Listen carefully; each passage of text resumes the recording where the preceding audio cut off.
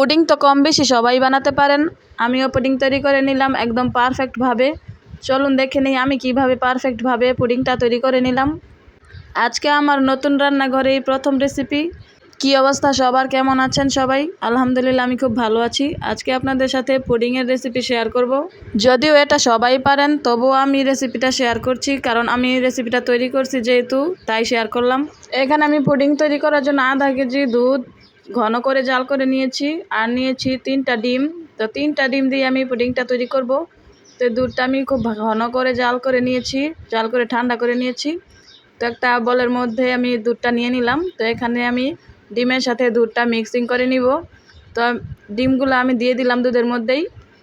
3টা ডিমই একসাথে ভেঙে দিচ্ছি না, প্রথমে 2টা দিলাম, তারপরে স্ট্যানারের সাহায্যে কিছুটা ফাটিয়ে নিলাম, এরপর বাকি ডিমটাও দিয়ে দিলাম। তো ডিমটা দিয়ে আমি অনেকক্ষণ এটাকে ফেটিয়ে নিচ্ছি, খুব ভালো করে ফেটাতে হবে। এখন সাথে দিয়ে দিচ্ছি চিনি পরিমাণ মতো। তো এখানে আমি হাফ কাপ পরিমাণ চিনি দিচ্ছি। এর আগে বানিয়েছিলাম অনেকটা বেশি মিষ্টি হয়ে গেছিলো, তাই একটু কম করে মিষ্টিটা দিচ্ছি। তো আপনারা আপনাদের প্রয়োজন মতো মিষ্টিটা দিয়ে দিবেন।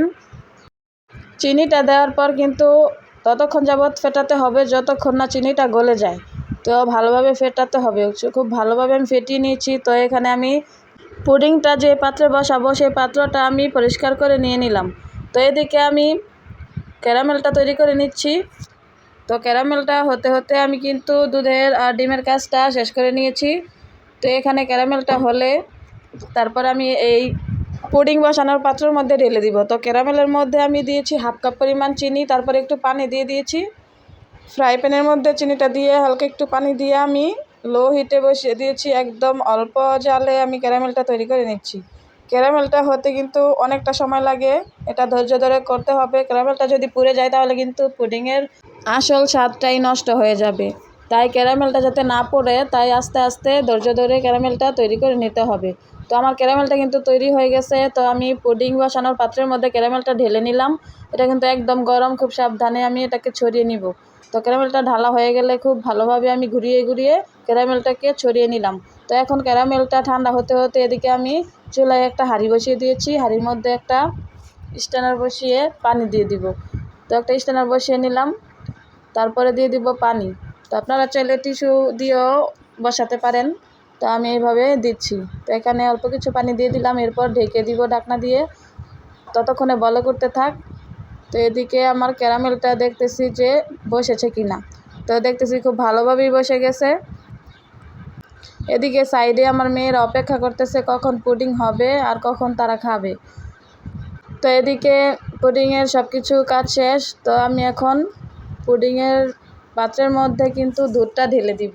তার আগে আমি খুব ভালো করে আবারও একটু ফেটিয়ে নিচ্ছি। তো দেখাই আপনাদেরকে কিভাবে পুডিংয়ের এই ক্যারামেলটা বসেছে, একদম সেট হয়েছে ভালো করে। একদম আমি হাতে দিলেও হাতের সাথে লাগছে না, এরকমভাবে সেট হয়েছে এবং ঠান্ডা হয়ে গেছে। তো এই পর্যায়ে আমি একটি চাকনির সাহায্যে দুধটা ছেঁকে তারপরে এই পাত্রের মধ্যে দুধটা ঢেলে দিব। অবশ্যই ছেঁকে নিতে হবে, নয়তো কিন্তু দুধের যে আঁশটা এগুলো থেকে যাবে, পুডিংটা কিন্তু স্মুথ হবে না। তো আমি খুব ভালো করে ছাঁকনি দিয়ে দুধটা ছেঁকে তারপরে এই পুডিংয়ের পাত্রের মধ্যে দুধটা দিয়ে দিলাম। দুধটা ঢালার পর দেখুন এখানে অনেক কিছু জমে আছে, অনেক ঘন ঘন আঁশ জমে আছে ডিমের। তো এগুলা কিন্তু ফেলে দিব। তো এদিকে পানিটা বলক উঠে গেছে। তো এই পর্যায়ে পুডিংয়ের পাত্রটা আমি বসিয়ে দিব। তো পুডিং হতে কিন্তু বেশি একটা সময় লাগে না। তো আমি পুডিংটা বসিয়ে দিলাম। পুডিংটা বসিয়ে আমি আরও অনেক কিছু কাজ করে কাজটা সেরে ফেললাম। তো এদিকে পুডিংটা বসিয়ে তারপর উপরে ঢাকনা দিয়ে দিলাম, তারপর উপরে আরেকটি হাঁড়ির ঢাকনা দিয়ে তারপর আমি ঢেকে দিলাম। তো পুডিংটা হতে প্রায় 30 মিনিট সময় নিয়েছি আমি, কারণ এখানে আগুনের তাপটা কম ছিল, তাই একটু সময় বেশি নিয়েছি। তো 20 মিনিট হয়ে গেছে। 20 মিনিট পর আমি পুডিংয়ের ঢাকনাটা খুলে দেখতেছি পুডিংটা হয়েছে কিনা। তো একটু খুলে দেখতেছি।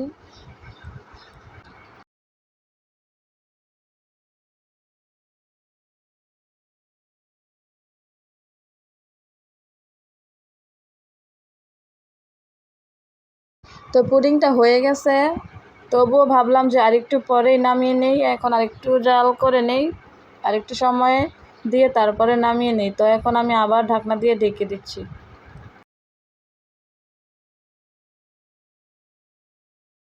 তো আরও কিছুক্ষণ পর আমি একটা কাঠির সাহায্যে দেখতেছি যে পুডিংটা হয়েছে কি না। তো খুব ভালোভাবেই কিন্তু পুডিংটা হয়ে গেছে। তো এখন আমি পুডিংটা নামিয়ে নিব। কাঠি দেওয়ার পর যদি কাঠিটা কোনো ভেজা ভাব না থাকে তাহলে বুঝবেন যে পুডিংটা একদম পারফেক্টভাবে হয়ে গেছে। আর যদি ভেজা ভাব থাকে তাহলে বুঝবেন যে এখনও পুডিংটা হয় নাই। তো আমার পুডিংটা কিন্তু এখন পুরোপুরি হয়ে গেছে। তো এখন আমি পুডিংটাকে নামিয়ে নিতেছি। তো কারা কারা আমার ভিডিওটি পর্যন্ত দেখেছেন অবশ্যই কমেন্টে জানাবেন।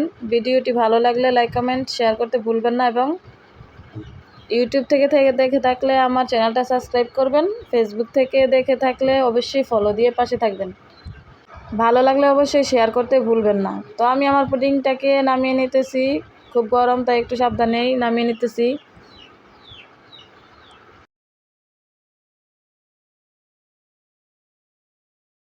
তো আমি যে প্লেটে পুডিংটা নামাবো সেই প্লেটটা রেডি করে নিতেছি, যাতে আমি প্লেটের মধ্যে নামিয়ে নিতে পারি।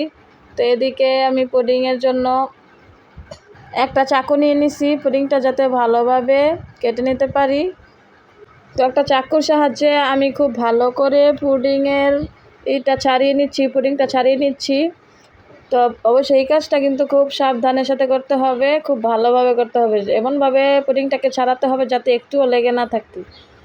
আমি কিন্তু অনেকবার পুডিং বানাতে গিয়ে এই ভুলটা করছি যে ভালোভাবে ছাড়াই নাই, তারপরে পুডিং ঢালতে গিয়ে একদম ভেঙে গেছে। এই ভুলটা অবশ্যই কেউ করবেন না। পুডিংটা খুব ভালোভাবে ছাড়িয়ে তারপরে ঢালবেন, এতে করে পুডিংটা খুব সুন্দরভাবে নেমে পড়বে।